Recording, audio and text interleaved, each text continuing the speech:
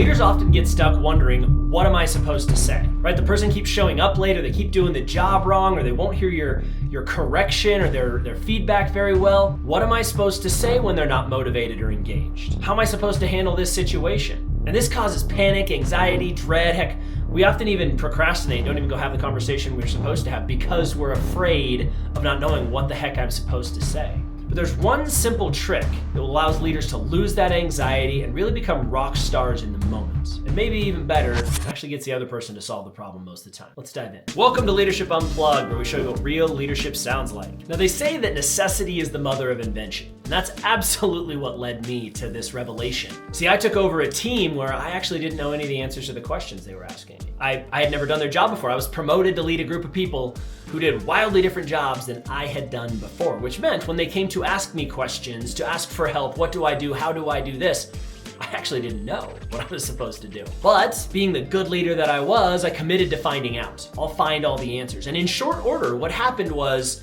I had a long list of things I needed to go find out about, and a whole bunch of people on hold until I got back to them with answers. This obviously created a big problem for me, but what it did is it taught me an incredibly valuable lesson, and that's how to ask a question instead of giving an answer. Now, most leaders fall into this trap because they do know the answer, right? Like, we have the curse of knowledge. When you do know the answer, when you do know the best practice, when you do know the SOP or process or workflow or whatever, when you do know it, you want to give it to people. And so we condition ourselves over time to always give answers, which means we always have to have the answers. Now, I'm talking about this in the type of context where I learned it, which was how to not give people answers to factual questions or processes or things. But this is equally applicable. This solution is equally applicable to those times where you need to go start a conversation that doesn't have anything to do with factual information. Again, it has to do with why they're late so dang often, or why they aren't motivated by the compensation plan, or why they're not changing their process despite the new workflow that's rolled out, right? It can go both ways, this valuable skill. But the problem is you've been conditioned because you did know the answers.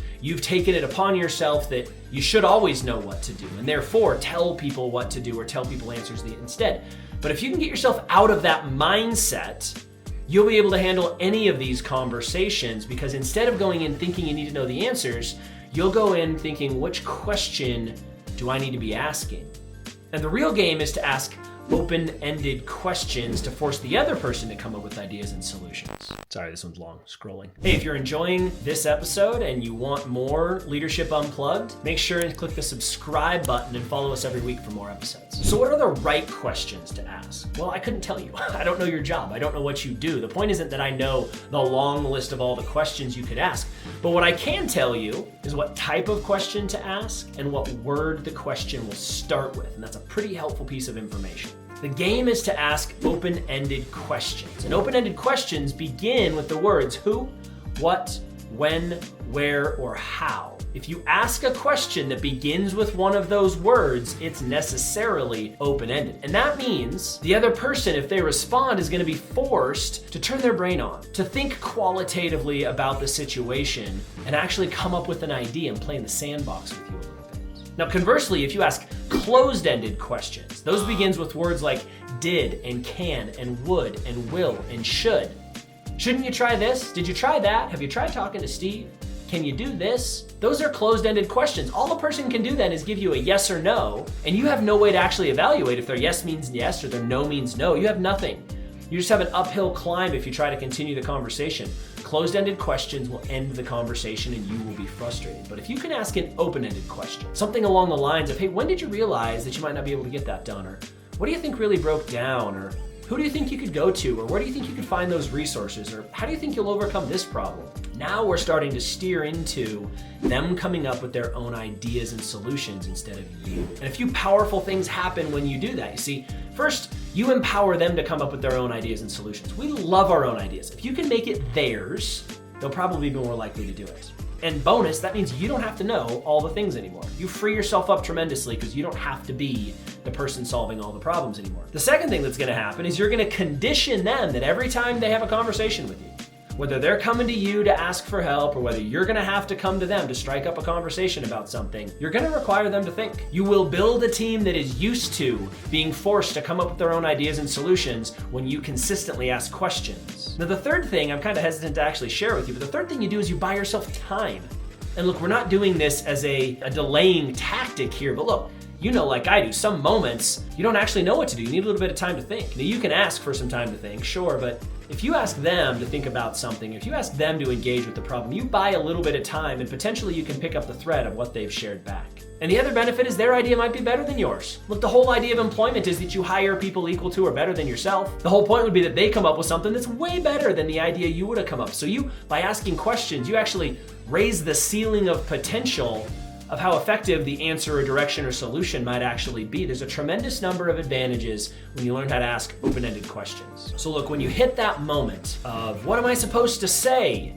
Don't say anything. Ask a question instead. And ask the right type of question. That is, it's open-ended. It begins with who, what, when, where, or how. In fact, my challenge to you right now, I do this with a lot of leaders. My challenge to you right now, grab a sticky note or a piece of paper. And I just want you to write those 5 words down on it. Who, what, when, where, and how. Write all 5 of those words down. Slap it on your computer screen or your laptop. Put the piece of paper on your desk. Help yourself with a visual reminder to ask those open-ended questions. In fact, you don't even have to know which question you're asking. Just let one of those words fall out of your mouth. If you start a question, say, who could you talk to about that? Or what problems do you foresee? Or when do you think that fits into your calendar? Each one of those is a very good question. You don't even have to know where you're going necessarily if you just let one of those words fall out of your mouth. Do that right now, write that down so you have a visual reminder. Now look, if you had done this a lot, you would know which questions are very effective for you and your team. But reality is you probably haven't done it very often. But that's what we do in my academy. We help people practice the most difficult conversations they need to have so that they're prepared to do it when real life happens. Asking these questions is absolutely part of that. If you ever want to ask about it, feel free to reach out. You can change the stress of these moments and these situations if you simply get good at asking open-ended questions. Every leader has conversations that they dread and they avoid, but that's usually because they feel a tremendous amount of pressure on themselves to know the answers or to feel like they have the perfect plan in place before they strike up the conversation with the person. You don't need the right answers, you don't need the perfect plan, you need the right questions and the right mindset to approach people with that way, and ideally a little bit of skill at navigating it. You can have all of that if you simply are willing to change which questions you're asking. This video has been helpful for you. You want more content every week? Make sure to take a second and subscribe to Leadership Unplugged. See you next time.